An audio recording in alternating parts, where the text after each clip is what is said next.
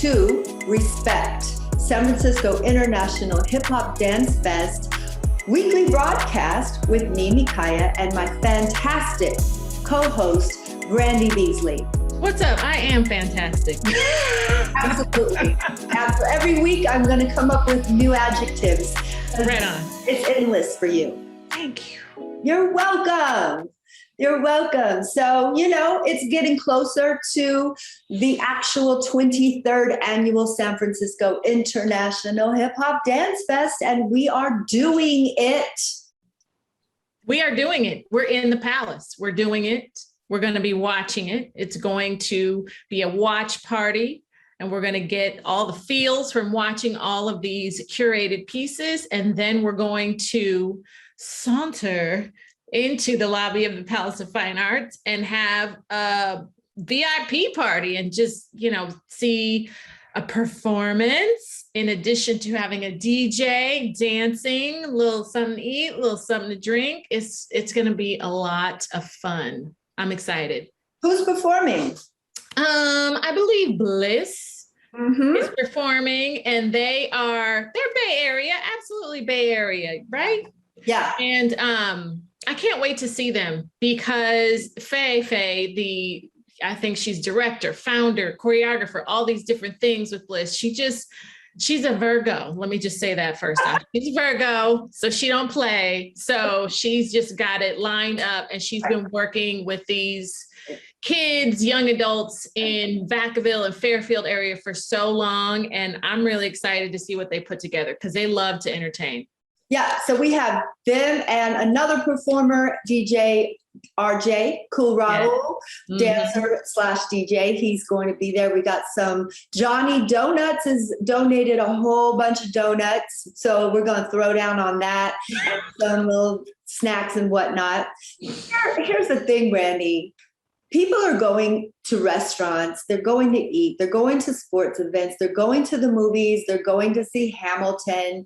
And I say that with a little sarcasm, only because not because I don't love Hamilton, because I do, but like if y'all can do that, then, come and sit in the huge Palace of Fine Arts Theater.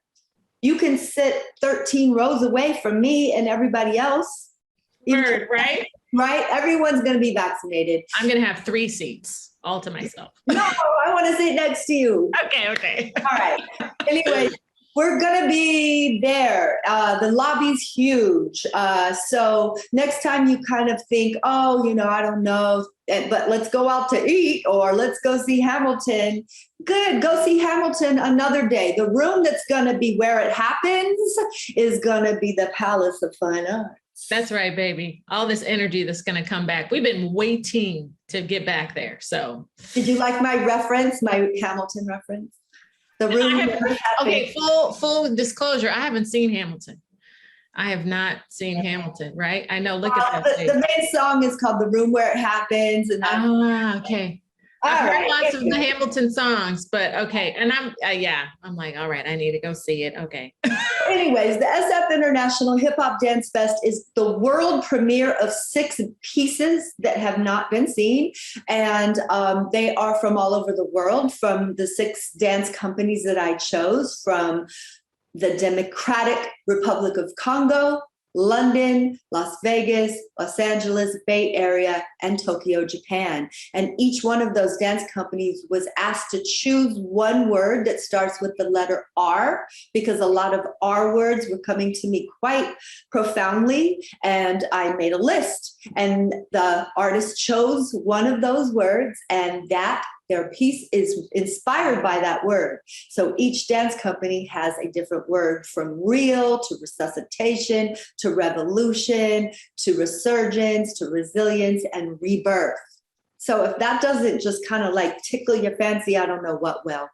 But anyway, I'm so excited for our guest today. She and I have known each other for a long time, and we refer to each other as our twins, which is hilarious when you see her and me, because like she's this big and I'm this big, and a lot of things. But somehow I feel like in some ways we are twin flames, because I feel like she and I have always done things our own way. We're very unique. We make our decisions for ourselves. She is one of the most unique people that I've ever met, and I respect her for that. Go ahead and Well, I mean, you're already getting me all in the feels.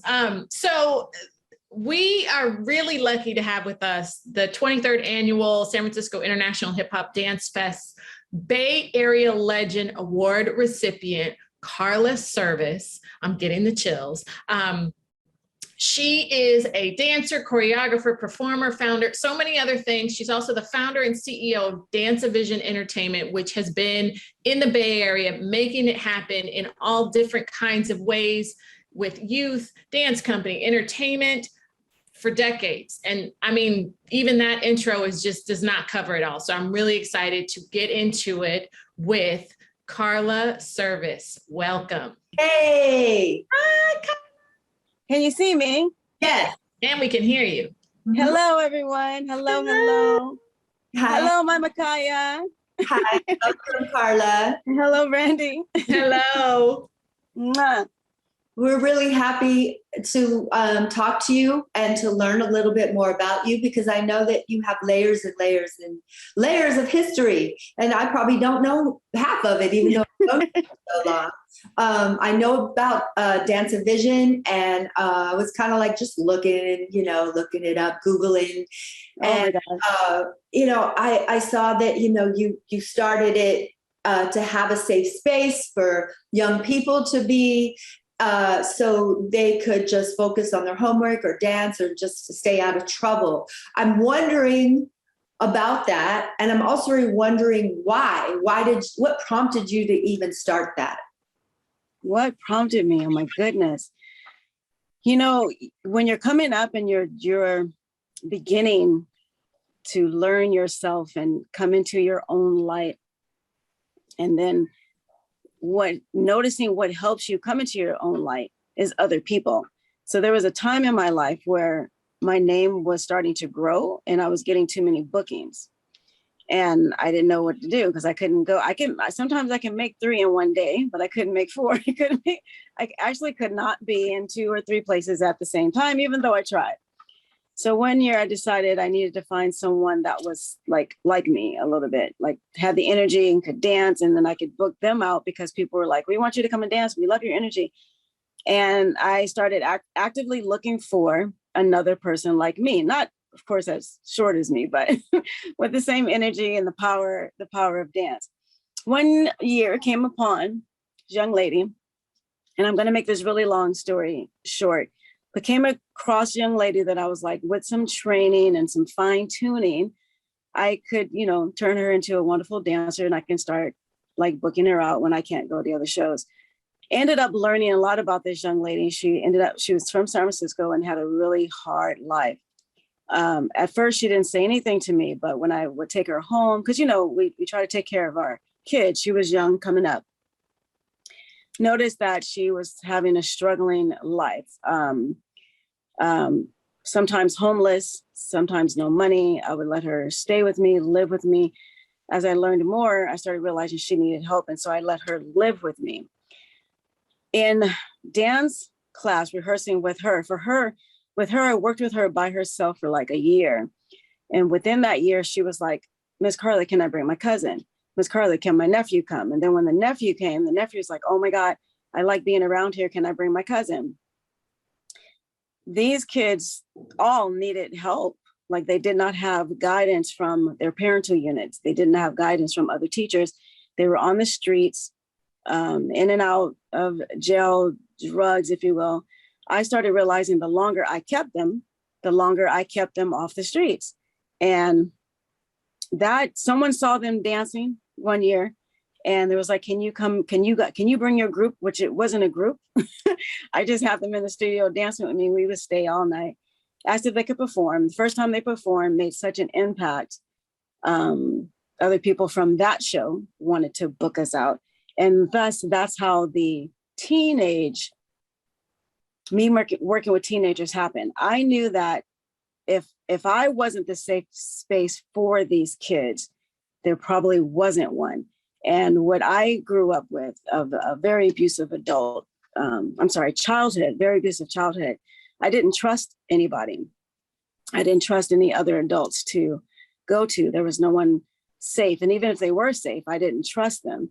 And so I basically turned into what I needed when I was a kid. I needed a safe place to go, a person to trust, someone that I knew genuinely cared. And I remember one year, Denise Pate, my dear friend, she said to me, Carla, your program is wonderful. You know, you can get grants for your program, because I don't do grants. I'm self-sufficient.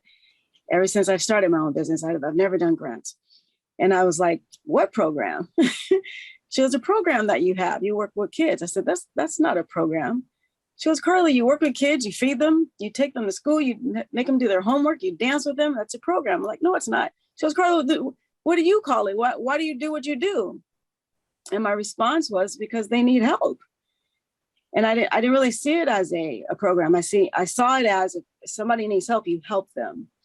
And this kid felt safe and secure. So they asked if I could help their cousin, if I could help their sister, if I could help. And like I said, it grew into like 12 just hard, heavy, sad, mad kids from the street, which incidentally makes hip hop the truth of what it is, because hip hop is an expression of movement where you can get it out. You can have a conversation, you can have an argument, you can cry through moving through the dance floor. Put it all in the dance floor is what I used to tell them. Any aggression, any upset, any sadness, walk in this dance floor and put it in that floor and let it out. And they ended up being a fabulous, wonderful, high energy dance crew. And then that's when actually society started calling it hip hop, because I remember when the style of dance that we do had no name and it finally was put into the hip hop box. And so, you know, I'm that old. I don't mind saying that I'm that old to remember that. And so, yeah, so that's how it grew. And to this day, I'm kind of still doing it. I think my oldest alumni are in their young 40s, 30s. Yeah. Oh, man. When you spoke about this girl, I think I know who you're talking about, because I used her for a music video once, didn't I? You know her. Yep, you know her. Yeah, that's how far you and I go back. I completely forgot about all of that, and you just brought it all up. And I know Brandy is the emotional one a lot of times in this podcast, but I'm like almost at tears just hearing the story. It's so, and you know, it just goes to show your heart, you know, and what an honor to have you. Thank you. You're welcome. Yes, I am usually the one who's sniffling me.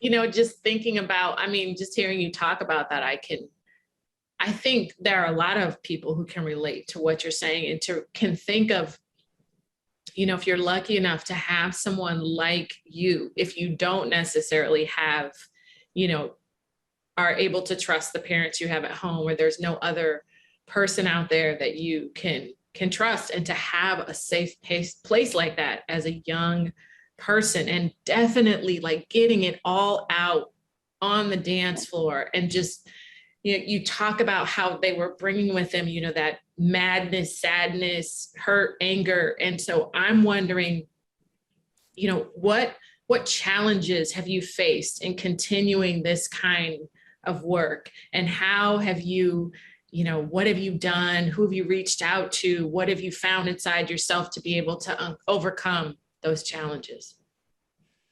I think the challenges is coming to realization that there truly are a lot of humans that, they just don't care to take care. They don't care to take care the right way that we are supposed to take care of each other. And it's challenging for me to believe that.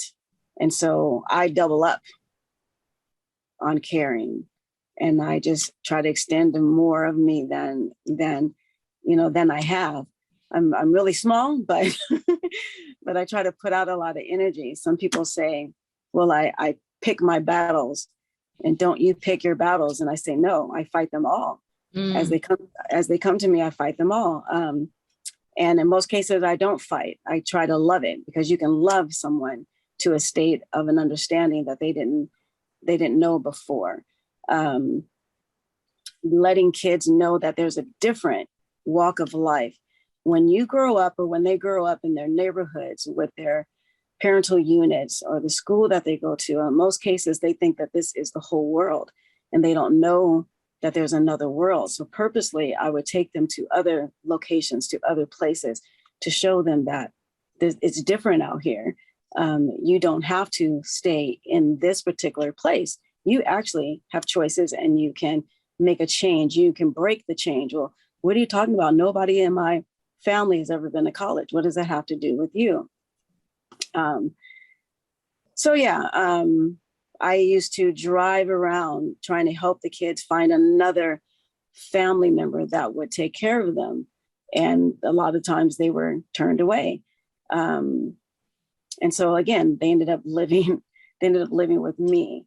So anywhere from, money, food, Tampax, to have a young kid say, Miss Carla, can I borrow some Tampax? Which there's no way you can borrow Tampax, but they, caught a bus to come over to my space to find me, to ask me to feed them. So I remember a long time ago, I kept cereal, milk, top ramen stocked. Like I kept food stocked to feed them. The Dancer Vision name, like I first started off as is really crazy, because I always say I started backwards. I was a professional at 17, and here at my age now, I'm in my community. We usually start in your community, and then you grow, and then you go out into the world.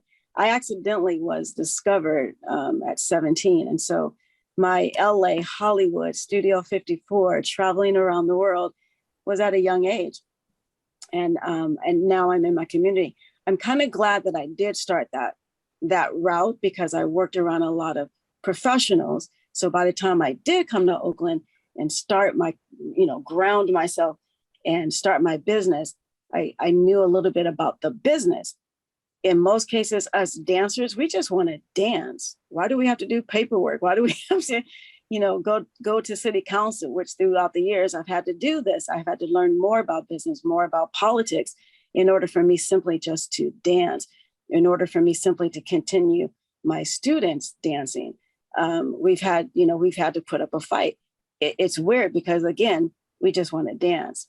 And as we all know, through movement, through dancing, it helps your whole psyche, your whole body, your flesh, your bloodline, the memory of your bloodline. That rhythm comes out of you, not just in dancing, but in discipline, in memory of your ancestors, and they don't even realize that is happening. I've been teaching for so long. When a person starts dancing, I can almost tell what bloodline they have running through their veins by how they move. You can almost tell. So these days, I don't use the word like challenge, or people will come up to me at one of my events and like, Miss Carla, there's a problem. Like, that doesn't exist in my world. Mm-hmm. There's a situation. Let me know what it is so we can move forward and get it, keep it moving. We have a choice of the words that we use, and we have a choice of how we react to different things. So if someone were to tell me, which has happened, there's, don't forget about the devil in the details. I'm like, the what? The devil in the details. Okay, so the devil does not exist in my world. Anything that is negative, anything that might be but basically just a negative that will put you down, or your camp down, or your tribe down, or your people down, or your child down, or your spirit down. Anything that will put you down, you have to deny it. You have to push it away and keep it positive and keep it happy. I try to teach my kids to do all things in love, even argue. If you have a disagreement, if you have, something that is making you upset, deliver it, with love. And you can make someone, not that you're trying to piss them off, but you can piss someone off into coming back around and understanding, if you deliver what you're putting out through kindness, love, integrity, and making this person realize, hey, I hear you, I see you, and I'm really trying to understand you. These days, I've learned that people say communication is key, but check this out. You can communicate all you want, but if the person isn't comprehending what you are communicating, if they don't comprehend the definition of what you're saying, then they're still lost. This word to me may be completely different definition to this other person. So you have to take the time and say, hold up, before I answer that, what is your definition of what you just said? So I can make sure I answer it clearly. Because again, they are communicating, but they may not be comprehending what you're saying. People will say, hey, what's that saying about you're in the book? We in the same book. Yeah, they're in the same book. And someone would say to me, oh my God, Carla, we're on the same page. I'm like, we're on the same page, but you're reading a different book.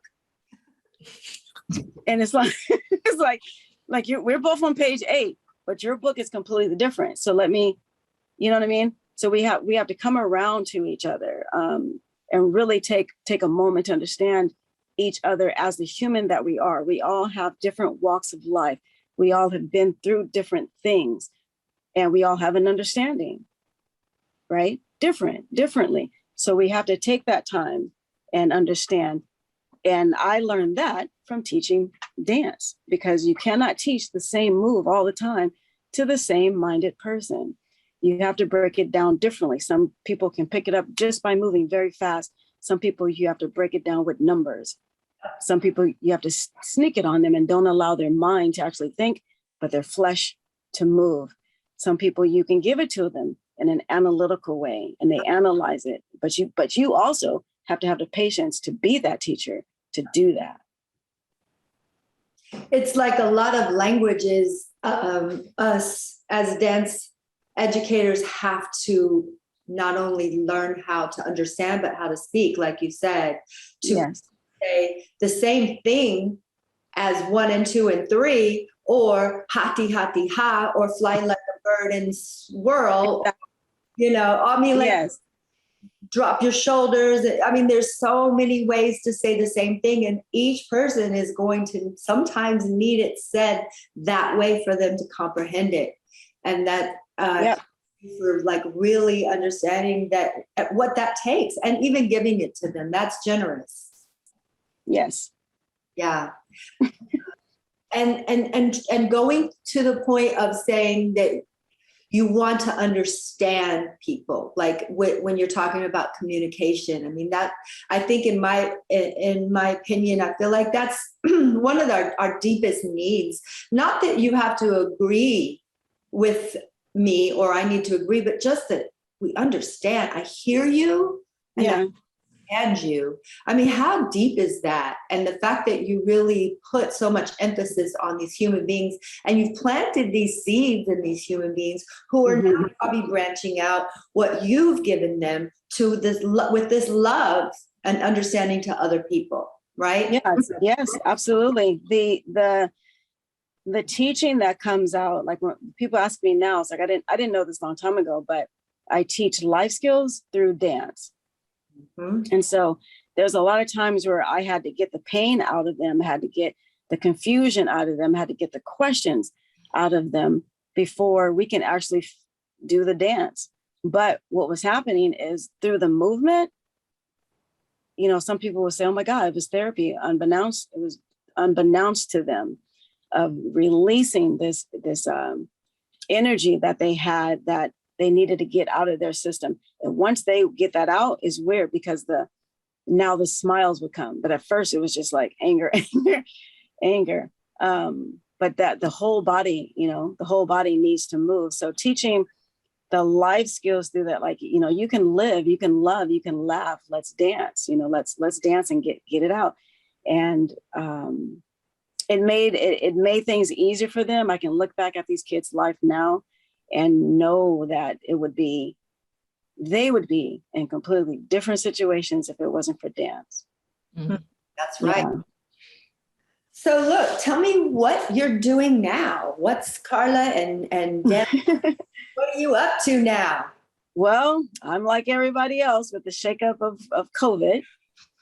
And so it was really strange that year, because in that year, it allowed me to absolutely realize how much I really did and how busy my lifestyle was. That whole year, you had the ability to be still, I guess. For me, that was just not in my vocabulary, to be still. It was like, oh my God, I found myself standing in the middle of my office going, who am I? wait, there's not a show coming up. I'm not doing choreography. I'm not working with, I can't, when Easter rolled around, it's like, I can't Easter egg hunt with my students. I can't bunny hop.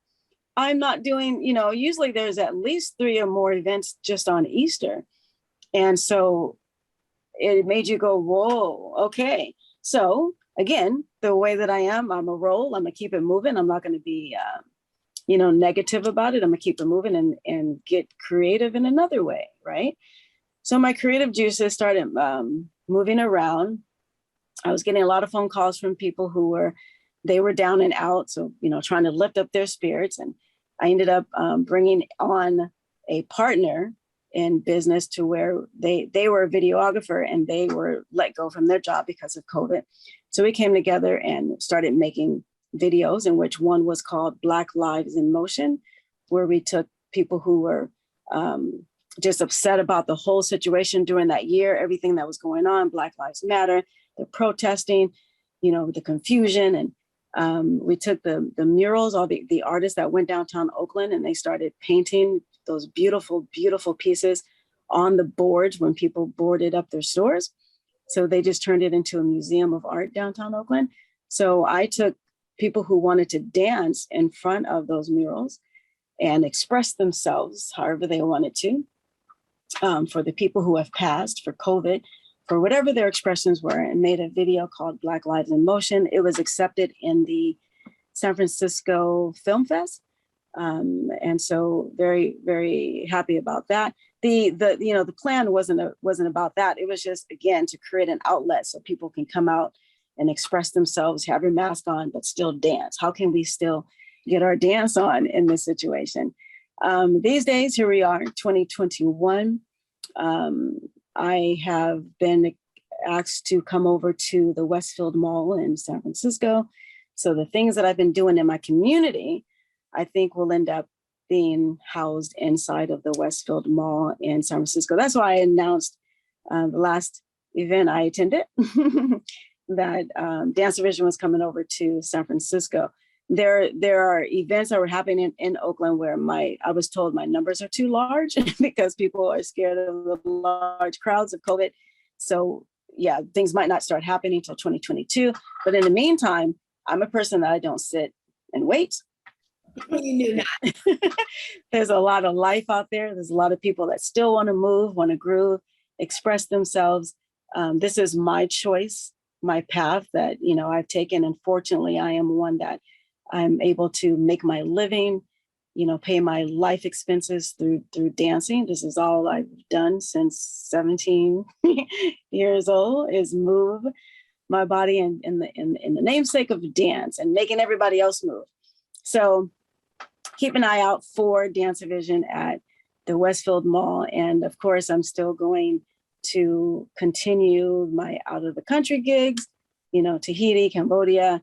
The K-pop is still alive and well. A lot of people don't know a lot of things that I do because I just do. I don't really announce it.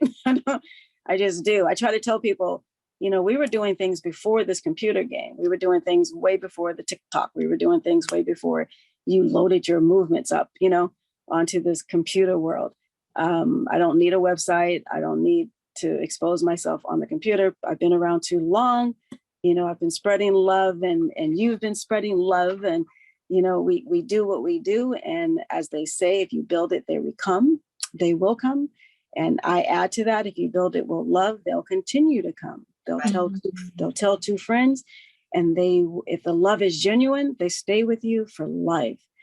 And so a lot of my students, they're grown adults now and traveling. A lot of them are traveling the world, started their own dance studios. They're in Cirque du Soleil. They're on commercials. They're getting ready to create events. There may be a musical about Michael Jackson. That's all I can say. uh, coming out. So yeah, I've learned that I am a humble person. I'm a light, but I'm like that light that you kind of, I don't need to be bright. I don't need to be the bright light. I know that, we all was created by the creator of the sun and the moon. That energy knows who they are. I know that I come from that space. I am not binded by any place, thing, disease. I stay connected to humans and I keep it moving and I keep dancing. Wow. I'm like filling up I'm like, okay, I got to stay on top of Dance Division. Where are you going? What you doing? I got to get it on my calendar. I got to go see. I'm like, Westfield Mall. Okay. You can be one of Miss Carla's Kids Club. You can be a member of Miss Carla's Kids Club because all right. Yeah, 1 year I learned, like, they keep coming back. A week or two ago, I get these calls all the time, but they're grown and they'll call Miss Carla. You need to call so-and-so because she did this. And I'm like, you guys have not been a student of mine for years. Why are you telling them? Oh, that's hilarious. They're still grown women, Mm-hmm. and many of them, they still check in. So we'll do that once a year pep talk.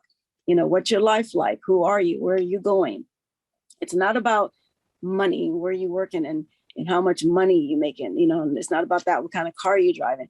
It's way, way, way deeper than that. A lot of us need to let go of what man has told us that we're supposed to do. Close your eyes and blink out everything that man has created and look at this world and realize how beautiful this space is. Remember the trees, remember the grass, remember the sun, remember the sky. Remember that you are an energy that's a miracle. Try to remember that. We are bombarded with the word of these men, just human. When I say man, I just mean human, of commercials turning you into sickly consumers. They want us to believe that we are sick. They want us to believe that we have no worth unless we are spending money on something else. And that is not what life is about. A lot of times I tell people dirt is not dirty, it's life. Dirt is life. And you have to remember that. You have to remember that. It's like, why are you so down on yourself? Look at you. Look at this creation. Take a moment, kiss yourself. Realize you as this human being, this miracle thing, these fingernails, like, look at you. You know what I mean? Don't think about what they said or they say I can't. Well, they said I'm too this. Well, they said, why? Like, why? Like I mentioned a little bit earlier that my childhood was very terrible. I grew up in an energy with the person telling me that I'm bad, I'm evil, I'm not going to be anybody. All these negative things. And so you realize that person is wrong. And who are they to say? They really are just another human being that does not like themselves. Usually when a person is trying to put you down, it's because they don't like themselves. So instead of me disliking them, I'll invite them over and try to build them up. The kids taught me the word hater. Apparently, there's these people that don't like a person, whether they do something to them directly or not, and they don't like you. But when you think about it, the reason they don't like you is because the energy that they're putting towards you, they actually do like you. In fact, they like you a lot. And I'll take that in. It's like, okay, you don't like me because you like me a lot. Right. Oh, and regardless of what they do, I still love you. Why? Because you are created from the energy of the sun and the moon. And it's not your fault why you are thinking the way that you are thinking. Mm-hmm. I love how you're saying for them to look at their fingernails. That just stuck with me. Like you can really get away from all this other stuff. Look at how amazing it is. You have fingernails. Like, let's talk about what makes up your fingernails. I love biology. So you hit me with that where I'm just like, yes, you are a miracle. I got some kids I'm going to send your way, Carla. They're my kids. I For real, my 4-year-old, for real, that girl is a performer. So, Babe, I've been trying to retire from teaching for so long, and parents just simply won't let me. 2 parents brought their, I was ending it. I sent this kid over here, sent this kid over here, sent this kid a couple of years back. And I get a knock at my door, open the door, and there's these 2 children standing there. And I'm like, what are you doing here? Where's your parent? They went to the car. I go running down and say, hello, you guys know I stopped. They're like, I don't care. We're leaving them with you. I'm like, no, we don't. I said, I told you guys, I referred you to another studio. Nope, we're not. Nope. Okay, goodbye. They're like, bye. And they left their kids. They left their kids with me. That's hilarious. That is just shining bright star of it. Love. They're like, yeah. You're the shining star of love. We can leave our kids with you. They leave the kids. And so, yeah, so I'm still, trying to weed myself out from it, but you get it, you get attached, you start caring a lot and you get attached, and just the human race. So like Brandy, I can actually feel you right now. So you're in my presence right now. And I can almost tell that there's an energy that I think you do like I do, which just takes a moment and thinking about the human earth, like the earth and how sad the earth might be as a whole, the weight that the earth is taking upon. And I know I've cried just thinking about what we're supposed to be doing, and how there's millions and millions of people out there that we don't know who are in this very moment sad, in this very moment hurt, in this very moment hungry, and I can't help. Carla, I'm like, girl, I think I might be the triplet, the next twin with y'all. I mean, there just are days where that just hits me, and I have to like be able to have some protection from it, because I'm like, raising my kids and doing all this stuff, but it will just hit me where I'm like, whoo, there are so many people suffering. Yes. So many people suffering. And so, yeah, when you talk about, the people coming to you and you just like, oh, well, they need help, and that's why I help them. It's just like, I think, that I see that run in my family, and, it's in me, I have a family of helpers. People would talk about my grandpa before he, when he passed, they were like, that was the man who brought us 3 bags of Halloween candy so we could have some candy, or, oh, he brought this lady a vacuum because she needed one, just like, and he's not telling even his wife that he's doing this stuff, because it's just, I don't need to report it. I'm just out doing stuff. Yeah, just out doing it. Yeah. I am speaking of R words, baby, Makaya, I am a runaway. Mm-hmm. And there was a year that I was able to, when I finally said okay to someone allowing me to stay with them, because I didn't trust people, whatever. And so I finally said yes to a family, and I lived with them for probably 6 or 7 months. And one day, I was like, oh, I have extra. Like for me, even if I was a millionaire, I think I'd still not have money, because there's people around COVID. Like I lost all my savings during COVID because I was helping people. And I want to take this moment, if there's anyone listening to this that actually helped me, thank you. I totally appreciate it. Mm-hmm. But I spread it out, but I was able to take a large amount of money to this family, to the mom that helped me when, I lived with her. And I don't think she was expecting anything, but you have to think back at those people that did help you in those moments. And if you can help them in any way, if you're in a position to do so. So I did.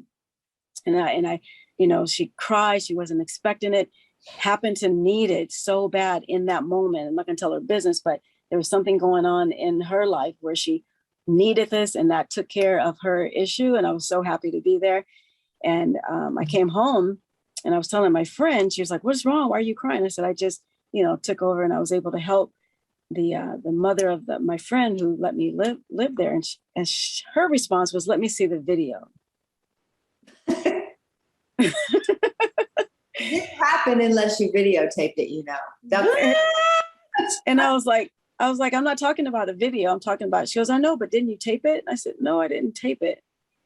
She goes, why didn't you tape it? Aren't you going to put it up? Absolutely not.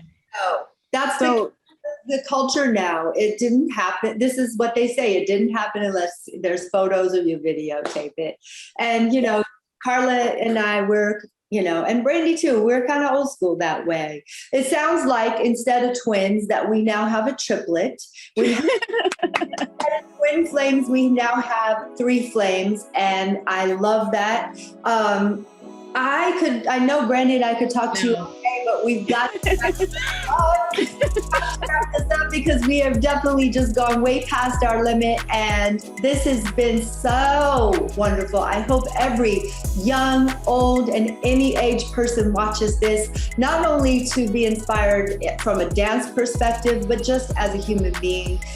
We all need more Carla services in the world, in our world. So Carla, we want to thank you for being our guest today. And everyone go to not SF International, that's the name of sfhiphopdancefest.com, sfhiphopdancefest.com to get your tickets to the watch party. Or if you don't live in the Bay Area, you can get tickets to watch it at home in your pajamas. With some popcorn.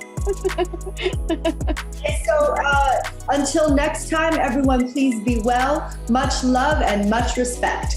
Goodbye. Goodbye, everyone.